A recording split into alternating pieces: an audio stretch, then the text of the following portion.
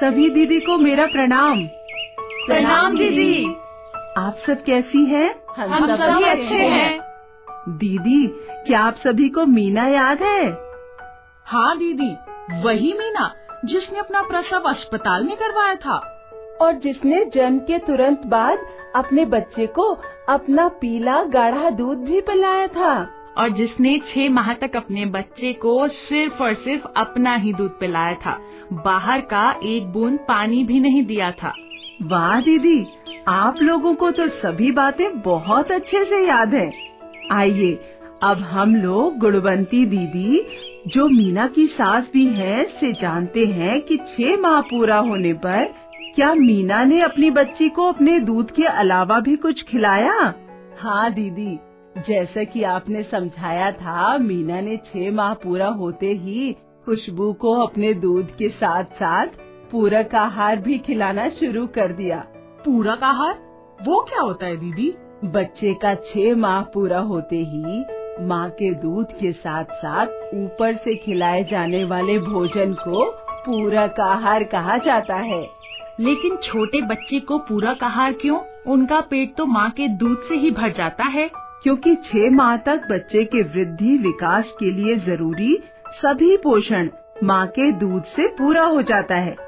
परंतु 6 से 12 माह तक के बच्चों के लिए माँ का दूध उसकी पोषण की आवश्यकता को आधी मात्रा में ही पूरा कर पाता है। इसलिए जब बच्चा 6 माह का हो जाए तो माँ के दूध के साथ साथ पूरक आहार भी शुरू कर देना चाहिए। वाह दीदी, तब तो मेरा मुन्ना भी 5 माह का होने जा रहा है। मैं भी खिलाऊंगी पूरक आहार। बिल्कुल नहीं दीदी, पूरक आहार 6 माह पूरा होने पर ही शुरू करना चाहिए। समय से पहले पूरक आहार देने से बच्चों को बार बार दस्त हो सकता है और बीमार होने की संभावना भी बढ़ जाती है। समय से पूरक आहार शुरू करने से बच्चे का शारीरिक और मानसिक विकास सही रहता है और आगे चलकर बच्चा तंदुरुस्त और पढ़ाई लिखाई में भी तेज रहता है। दीदी, अब आप हमें ये बताएं कि पूरक आहार कैसा होना चाहिए? 6 माह के बाद बच्चों को मसला हुआ अथवा नरम खाना खिलाना चाहिए, न कि बहुत पतला खाना। बच्चे का भोजन इतना गाढ़ा होना चाहिए कि वो आसानी से चम्मच में ठहर सके। लेकिन दीदी, छोटे बच्चे को कितना खाना खिलाना चाहिए, ये भी बताएं। जरूर, जब बच्चा 6 से 8 माह का हो तो उसे कम से कम दिन में 2 बार पाव भर की कटोरी से आधी आधी कटोरी खाना खिलाना चाहिए। जब बच्चा 9 से 11 माह का हो तो उसे दिन में कम से कम 3 बार आधी आधी कटोरी खाना खिलाना चाहिए। जब बच्चा 12 से 23 माह का हो तो दिन में कम से कम 3 बार पूरी कटोरी भरकर खाना खिलाना चाहिए। और हाँ दीदी, एक बात जरूर ध्यान रखें कि पूरक आहार के साथ साथ कम से कम 2 वर्ष तक माँ का दूध पिलाना जारी रखना चाहिए। बच्चों के खाने में हमें क्या क्या शामिल करना चाहिए दीदी? बच्चों के रोज के खाने में इन 7 में से कम 4 खाद्य समूहों को जरूर शामिल करना चाहिए। पहला समूह, अनाज एवं कंदमूल, जैसे चावल, गेहूं, ज्वार, बाजरा, मक्का, आलू। दूसरा समूह, सभी प्रकार के दाल, मेवे एवं फलियां, जैसे कि अरहर, मूंग, मसूर, राजमा, मूंगफली, सोयाबीन, सेम, बादाम। तीसरा समूह, मांस और मछली। चौथा, अंडा। पांचवा, दूध और दूध से बनी चीजें, जैसे कि दही, पनीर, घी, खोआ। छठा, हरी पत्तेदार साग सब्जियां और लाल पीले फल सब्जियां, जैसे आम, पपीता, गाजर, तरबूज, कोहड़ा, टमाटर। और 7वां, अन्य सभी मौसमी फल एवं सब्जियां। इन सभी समूहों में से कम 4 समूहों का खाना बच्चों को जरूर खिलाना चाहिए। पर दीदी, रोज कम से कम 4 समूह का खाना कैसे खिलाएंगे? क्या बच्चा उतना खा पाएगा? बहुत आसान है दीदी। जैसे चावल, दाल, कोई मौसमी सब्जी जैसे बीन्स या गाजर या साग मिलाकर आप खिचड़ी बना सकती हैं। और ऊपर से थोड़ा घी या तेल मिला दीजिए। हो गए ना 4 समूह। और आप दूध, आटा, केला, गुड़ और घी मिलाकर भी बच्चों के लिए मीठी पूरी बना सकती हैं। वाह दीदी, ये तो बहुत आसान है। ये तो बहुत आसानी से बनाकर हम अपने बच्चों को खिला सकते हैं। अच्छा दीदी, बच्चों को पूरक आहार खिलाते समय और कौन सी बातों का ध्यान रखना चाहिए? बच्चों का खाना पकाने और खिलाने से पहले माँ को अपना हाथ साबुन से अच्छे से साफ करना चाहिए। खाना खिलाने से पहले बच्चे का भी हाथ साबुन से अच्छे से साफ करना चाहिए। बच्चे को धैर्य पूर्वक खाना खिलाना चाहिए और अनावश्यक बाहरी आहार नहीं देना चाहिए। यदि बच्चा बीमार है और उसे भूख नहीं लग रही है तो उसे बार बार थोड़ी थोड़ी मात्रा में उसका मनपसंद खाना देना चाहिए और स्तनपान जारी रखना चाहिए। ध्यान रहे दीदी, खाना खाने से इनकार करना कुपोषण की ओर पहला कदम है। अगर इस स्थिति में सुधार न हो तो तुरंत आशा, ANM या डॉक्टर से संपर्क करना चाहिए। तो दीदी, पूरक आहार के बारे में आज आपने कौन कौन सी मुख्य बातें सीखी? 6 माह पूरा होते ही बच्चे को पूरक आहार देना शुरू करना चाहिए और साथ ही साथ कम से कम 2 वर्ष तक माँ का दूध भी जारी रखना चाहिए। बच्चों को दिन भर में 7 में से कम 4 खाद्य समूहों से बना खाना खिलाना चाहिए। बहुत अच्छा दीदी, आप लोगों ने सभी बातों को बहुत अच्छे से समझा। आशा करती हूँ कि आप सभी इन बातों का पालन करके अपने तथा अपने आसपास के बच्चों को भी स्वस्थ रहने में मदद करेंगी। जरूर दीदी, इन बातों को हम अपने आसपास की दीदियों को भी जरूर बताएंगे। धन्यवाद दीदी। सभी दीदियों को धन्यवाद।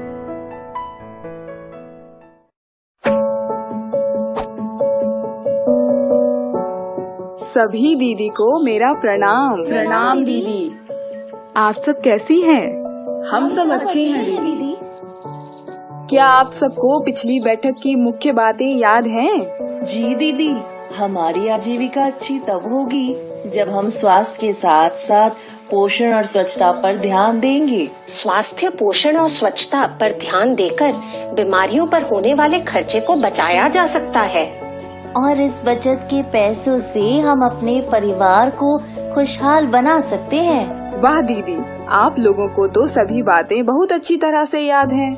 इतनी अच्छी बातों को कैसे भूल सकती हूँ दीदी। लेकिन आज तो आप हम लोगों को कोई कहानी सुनाने वाली है ना?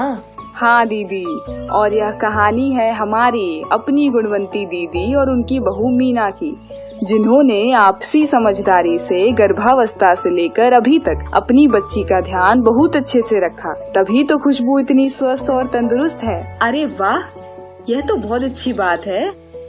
हमें भी बताइए ना कि गुणवंती दीदी ने ऐसी कौन सी समझदारी दिखाई। जरूर जरूर। गुणवंती दीदी, क्या आप हम सभी को बताएंगी कि आपने खुशबू के जन्म के समय से ही कौन कौन सा महत्वपूर्ण काम किया जिससे आज खुशबू स्वस्थ एवं तंदुरुस्त है? हाँ, क्यों नहीं। आपने जैसे जैसे हमें बताया ठीक वैसे ही मैंने भी मीना को बताया कि अस्पताल में प्रशिक्षित डॉक्टर और नर्स की देखरेख में सुरक्षित प्रसव होता है और शिशु को किसी प्रकार के संक्रमण का खतरा भी नहीं रहता है। ये बातें मीना को जच गईं और उसने अस्पताल में ही एक प्यारी सी बच्ची को जन्म दिया। फिर क्या हुआ दीदी?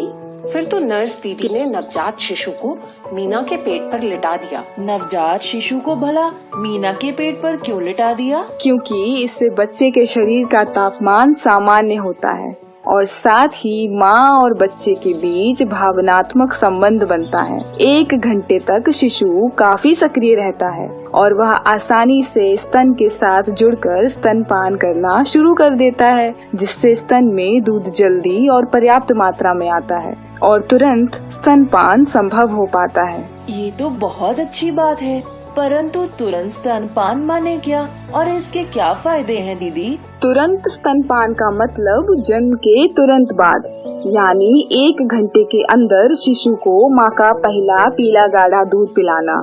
यह प्रसव के 2-4 दिन बाद तक बहुत कम मात्रा में निकलता है। परंतु शिशु के लिए अमृत समान होता है तथा यह शिशु को विभिन्न प्रकार की बीमारियों जैसे पीलिया, दस्त, सांस की बीमारी, एलर्जी आदि से बचाता है। इतना ही नहीं, यह बच्चे के शरीर में रोगों से लड़ने की ताकत भी प्रदान करता है। इसीलिए इसे पहला प्राकृतिक टीका भी कहा जाता है। तब तो गुणवंती दीदी ने खुशबू को तुरंत स्तनपान करवाकर फिर से समझदारी दिखाई।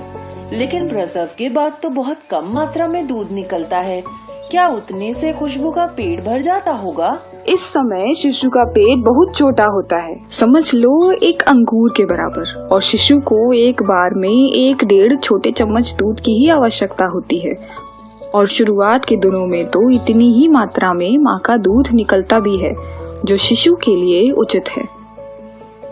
तभी खुशबू इतनी स्वस्थ है ना दीदी। खुशबू के स्वस्थ रहने के पीछे तुरंत स्तनपान के साथ साथ केवल स्तनपान भी योगदान है। अच्छा, ये केवल स्तनपान क्या होता है? सीएम दीदी क्या आप बताएंगी? क्यों नहीं, केवल स्तनपान का मतलब शिशु को जन्म के बाद से 6 माह तक केवल और केवल माँ का दूध पिलाना, इसके अलावा कुछ भी नहीं, यहाँ तक कि पानी का एक बूंद भी नहीं। दीदी, जिसका जन्म गर्मी के मौसम में होगा उसे तो पानी देना ही पड़ेगा ना? बिल्कुल नहीं, माँ के दूध में पर्याप्त मात्रा में पानी रहता है और फिर बाहर का पानी पीने से शिशु बीमार पड़ सकता है। अच्छा दीदी, किसी किसी को ज्यादा दूध नहीं होता है तब तो बच्चा भूखा ही रह जाएगा ना? नहीं दीदी, माँ को शिशु की आवश्यकता के अनुसार ही दूध होता है। तुमने सुना नहीं है कि माँ शिशु को जितना जल्दी स्तन से लगाएगी उतना जल्दी दूध उतरेगा, और शिशु जितना स्तनपान करेगा माँ को उतना ज्यादा दूध होगा। इसलिए शिशु को बार बार माँ का दूध पिलाते रहना है। एक बात और, रात में निश्चित रूप से शिशु को दूध पिलाना है। सीएम दीदी, कैसे पता करें कि हमारे बच्चे को पर्याप्त मात्रा में दूध मिल रहा है? यदि शिशु दिन भर में कम से कम 8 बार दूध पी रहा है और दिन भर में करीब 6 बार पेशाब कर रहा हो, साथ ही प्रत्येक माह शिशु का वजन बढ़ रहा हो, तो समझ लो कि निश्चित रूप से शिशु को पर्याप्त दूध मिल रहा है। लेकिन सिर्फ माँ का दूध पीते रहने से क्या शिशु कमजोर ना हो जाएगा? बिल्कुल भी नहीं, क्योंकि माँ के दूध में वह सभी पोषक तत्व उचित मात्रा में मौजूद होता है जो शिशु की वृद्धि और विकास के लिए आवश्यक है। सही कह रही हैं दीदी। मेरी भाभी अपने बेटे को जन्म से ही घुट्टी और डब्बे वाला दूध पिलाती है, इसीलिए वह बार बार बीमार पड़ता रहता है। 6 माह से कम के बच्चे को माँ के दूध के अलावा कुछ भी, जैसे जन्म घुट्टी, पानी, डब्बे वाला दूध, गाय या बकरी का दूध, पाउडर वाला दूध या बाजार में मिलने वाले पैकेट वाला खाना देने से बहुत नुकसान हो सकता है। जैसे वह बार बार बीमार पड़ने से कुपोषित हो सकता है, शिशु का पेट बाहरी चीजों से ही भर जाएगा और वह माँ का दूध कम पिएगा, जिससे माँ के दूध की पूरी पौष्टिकता उसे नहीं मिल पाएगी और उसका उपयुक्त मानसिक विकास और शारीरिक वृद्धि नहीं हो पाएगा। बार बार बीमार पड़ने से परिवार के ऊपर आर्थिक बोझ पड़ेगा, वो अलग। अच्छा, तो इसीलिए गुणवंती दीदी ने खुशबू को केवल स्तनपान करवाकर फिर से समझदारी दिखाई। बिल्कुल सही कहा। 6 माह तक तो केवल स्तनपान ही करवाना चाहिए, क्योंकि इसके फायदे शिशु के साथ साथ परिवार और समाज को भी मिलता है। जैसे बच्चे का संपूर्ण मानसिक और शारीरिक विकास होता है, ये बीमार कम पड़ते हैं और अगर बीमार हुए भी तो जल्दी ठीक भी हो जाते हैं, जिससे ये पढ़ने लिखने और खेल कूद में आगे रहते हैं। भविष्य में इनकी आजीविका भी अच्छी होती है और ये एक खुशहाल परिवार बनाने में सक्षम हो पाते हैं। माताओं को प्रसव के बाद होने वाले रक्तस्राव में कमी आती है और कम समय में बच्चेदानी सिकुड़कर अपने सामान्य रूप में आ जाती है। अंडाशय एवं स्तन कैंसर होने की संभावना कम रहती है। दूध या अन्य बाहरी खाद्य पदार्थ एवं डॉक्टर का खर्चा बचता है और परिवार में समृद्धि आती है। एक बात और, मैंने खुशबू को 2 साल से भी अधिक तक स्तनपान करवाया, क्योंकि सीएम दीदी ने कहा था कि माँ के दूध में खास प्रकार के पौष्टिक तत्व होते हैं। इसीलिए कम से कम 2 साल या जब तक बच्चा चाहे स्तनपान करवाएं। वाह गुणवंती दीदी, बहुत अच्छा किया। अब मेरा प्रश्न सभी दीदियों से है कि शिशु के लिए महत्वपूर्ण क्या है? जन्म घुट्टी, बकरी का दूध, गाय भैंस का दूध, डब्बा बंद दूध या भोजन, अन्य खाद्य पदार्थ या केवल स्तनपान? केवल स्तनपान। शाबाश दीदी। क्या अब आप लोग बता सकती हैं कि मीना की सास अर्थात गुणवंती दीदी ने खुशबू के पालन पोषण में कौन सी समझदारी दिखाई? जी दीदी, सबसे पहले तो मीना का प्रसव अस्पताल में करवाया। दूसरा कि खुशबू को तुरंत स्तनपान करवाने में मदद किया। तीसरा कि खुशबू को 6 माह तक केवल स्तनपान करवाने में सहयोग किया। इतना ही नहीं, खुशबू को 2 वर्ष के बाद तक स्तनपान भी करवाया। वाह, आप लोग भी गुणवंती दीदी की तरह समझदार निकले। हाँ दीदी, आज से हम भी इन सभी बातों का ध्यान रखेंगे और अपने परिवार और आसपास के लोगों को भी इस 4 महत्वपूर्ण बातों को बताएंगे। जरूर। तो आइए हम मिलकर ठाने कुपोषण का सही निदान, जन्म के तुरंत बाद और 6 माह तक केवल स्तनपान। आप सभी का बहुत बहुत धन्यवाद दीदी।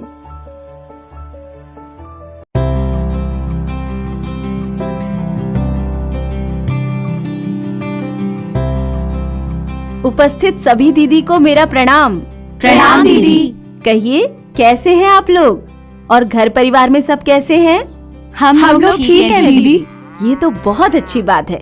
क्या आप लोग हमें पिछली बैठक की कुछ मुख्य बातों को बता सकती हैं? जी दीदी, महिलाओं के लिए 10 में से 5 खाद्य समूह का खाना रोज खाना बहुत जरूरी है, खासकर गर्भवती एवं धात्री माताओं को।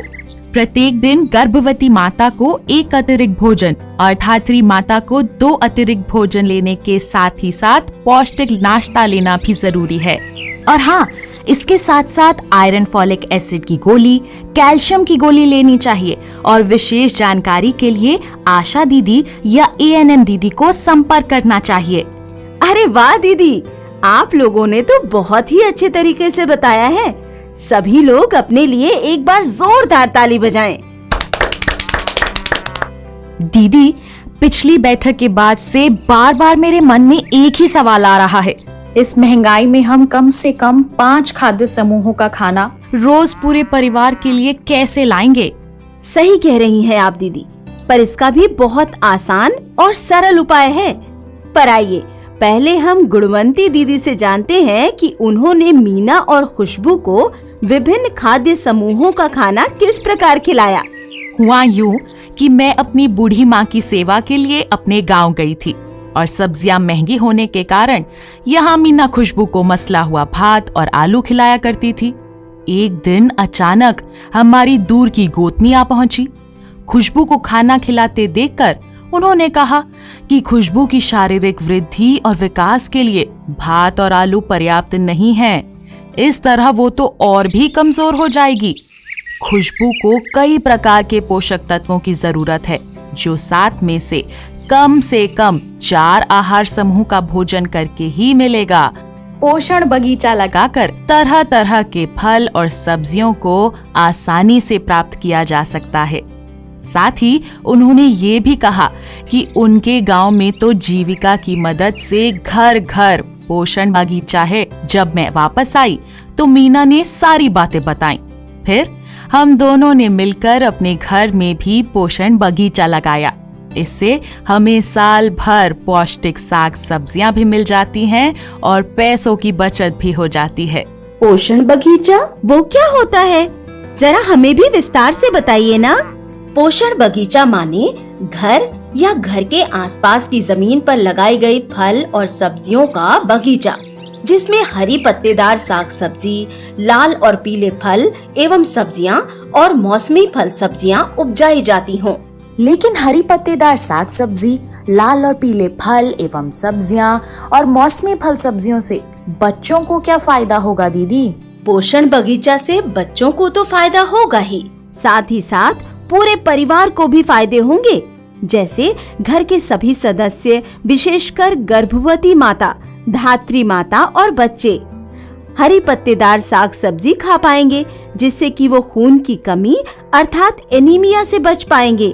लाल पीले फल और सब्जी भरपूर मात्रा में खा पाएंगे। इससे इनके शरीर को भरपूर मात्रा में विटामिन ए मिलेगा, जिससे वो रतौंधी एवं और भी कई बीमारियों से बच सकते हैं। मौसमी फल सब्जियों से सर्दी, खांसी, जुकाम आदि से बच पाएंगे। अच्छा, तो पोषण बगीचा लगाना इसलिए जरूरी है? इतना ही नहीं, और भी बहुत सारे फायदे हैं पोषण बगीचा के। जैसे पूरे परिवार के लिए साल भर ताजी सब्जियां और फल उपलब्ध हो जाता है, जिससे कि हम रासायनिक और कीटनाशक दवाई के उपयोग से बच जाते हैं। आहार विविधता अर्थात महिलाओं को 10 में से 5 और बच्चों को 7 में से 4 आहार समूह आसानी से दिया जा सकता है। बाजार से सब्जी फल लाने की परेशानी से तो छुट्टी मिलती ही है, साथ में पैसों की बचत भी होती है। सही कहा आपने, लेकिन पैसे कैसे बचेंगे दीदी, थोड़ा बताइए ना। अरे दीदी, जब हम विभिन्न प्रकार के फल और सब्जी खाएंगे तो हमारे शरीर में रोगों से लड़ने की क्षमता बढ़ेगी, हम बीमार कम पड़ेंगे और डॉक्टर को जाने वाला पैसा बच जाएगा। साथ ही शहर आने जाने और फल सब्जियों के मूल्य पर होने वाले खर्चे भी तो बचेंगे। इतने सारे फायदे, तब तो मैं भी पोषण बगीचा जरूर ही लगाऊंगी। दीदी, इसके लिए क्या करना चाहिए और इसे कब लगा सकते हैं? इसके लिए घर आंगन की जमीन का इस्तेमाल किया जा सकता है और इसे किसी भी मौसम में यानी कि साल भर कभी भी लगाया जा सकता है। लेकिन जिनके पास जमीन नहीं है वो कैसे लगाएंगे पोषण बगीचा? जिनके घर में या आसपास जमीन नहीं है वो अपने घर के छत पर पुराने बोडे, गत्ते, प्लास्टिक के डिब्बे, टूटी फूटी बाल्टी, गमले में भी मिट्टी भरकर पोषण बगीचा लगा सकते हैं। और इस बगीचे में हम क्या क्या लगा सकते हैं दीदी? इसमें हम विभिन्न प्रकार के हरे पत्तेदार साग जैसे पालक, बथुआ, चौलाई, मेथी, पुदीना, सरसों आदि लगा सकते हैं। साथ ही लाल पीले फल और सब्जियां जैसे पपीता, केला, कोहड़ा, गाजर, टमाटर लगा सकते हैं। अन्य सब्जियां या अन्य फल जैसे कद्दू, नेनुआ, गोभी, खीरा, अमरूद, नींबू, आंवला भी लगा सकते हैं। अब तो हम सभी लगाना चाहेंगे पोषण बगीचा। बताइए, इसके लिए हमें क्या करना होगा? पोषण बगीचा लगाने के लिए कुछ और भी जरूरी बातें हैं, जैसे सिंचाई का सही प्रबंध करना। इसके लिए हम घर में उपयोग किया पानी जैसे चावल या सब्जी का धोया हुआ पानी भी उपयोग कर सकते हैं। घर में ही उपलब्ध सूखे पत्ते, गोबर, सब्जी एवं फलों के छिलके से बनाए गए खाद का उपयोग कर सकते हैं। समय समय पर बागीचे के आसपास की सफाई और पौधों के आसपास की घास को हटाना भी जरूरी है। एक छोटा सा नर्सरी तैयार करना जिससे कि अगले मौसम में लगाए जाने वाले पौधे बिना खर्च के तैयार हो सकें। और इसकी अधिक जानकारी के लिए आप अपने ग्राम संगठन के वीआरपी से भी मदद ले सकते हैं। तो दीदी, अब आप बताएं कि पोषण बगीचा के बारे में आपने क्या क्या सीखा? पोषण बगीचा हर घर में होना चाहिए क्योंकि इसके बहुत सारे फायदे हैं, वो भी बहुत कम खर्च में। बाजार से सब्जी खरीदने पर होने वाले खर्चे को हम बचा सकते हैं और हम रासायनिक कीटनाशक दवाई युक्त फल और सब्जी खाने से बच जाते हैं और हमारा परिवार सुखी और समृद्ध होता है। बहुत अच्छा दीदी, तो आइए एक बार मिलकर बोलें, पोषण बगीचा लगाएं, परिवार को सुखी और समृद्ध बनाएं। पोषण बगीचा लगाएं, परिवार को सुखी और समृद्ध बनाएं। आप सभी का बहुत बहुत धन्यवाद दीदी। फिर मिलेंगे अगली बैठक में एक नए विषय के साथ।